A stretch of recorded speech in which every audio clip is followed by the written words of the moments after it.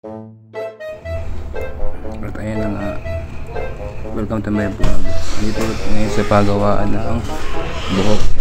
Yung asawa ko pala ay nagpapaayos ng kanyang buhok. Ayan si kuya, oh, naghahalo ng semento. Papakulay pala ng buhok. At ayan na nga, sinamahan ko yung asawa ko sa SM San Jose del Monte, Bulacan. At ayan na nga, si ate, nilagyan na ng semento ang buhok ng asawa ko.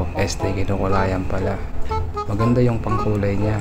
Ayan na siya, tumitingin, masama pa, sabi niya siya bumabayad. At ayun na nga, habang kinukulayan siya, nanonood siya ng Netflix. Alam niyo ba yung palabas na tungkol sa Asia's bla bla bla, basta yun na yun, no? Nanonood siya, yan, kinabalingan niya, napapangiti na lang. At ayan, yan, nainikot ko pa ang camera. Oops, mamaya naman, tingnan nyo. Ayan na, natapos na siya. Tuwan-tuwa siya sa kinalabasan ng kulay ng buhok niya. Pinagsamang abo at gold ang kinalabasan ng ginto.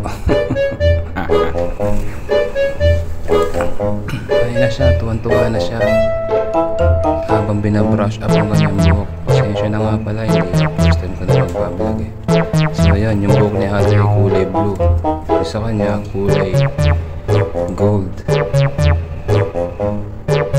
At ayan na nga, tapos na siya doon sa kanina. Yan, nagpapa-opera siya ng mata. Nagpapa-eyelash pala. Nabudol na naman ako ng asawa ko. Kasi pagkatapos ko sa salon, pumunta naman kami sa eyelasher. From the word eyelasher, pinapanganda ang kanyang eyelash.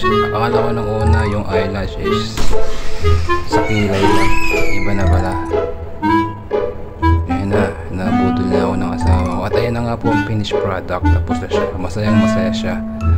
Diba, umingiti pa, plastic. Sabi niya, hi be, bayaran mo na, magkano, 1,000. Sino magbabayad? Ikaw.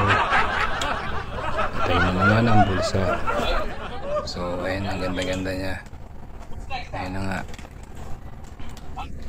konting ayos, ganyan. So sa may mga asawa, samahan nyo na ang asawa nyo. Mapapaganda nyo na sila, sasakit pa ang mga bulsa nyo. Hindi ko na sasabihin kung magkano yung binayaran mo. Tanong nyo na lang sa comment section. At ayun na nga, ang ganda-ganda ng asawa ko. Yan ang kinalabasan. So shout out nga pala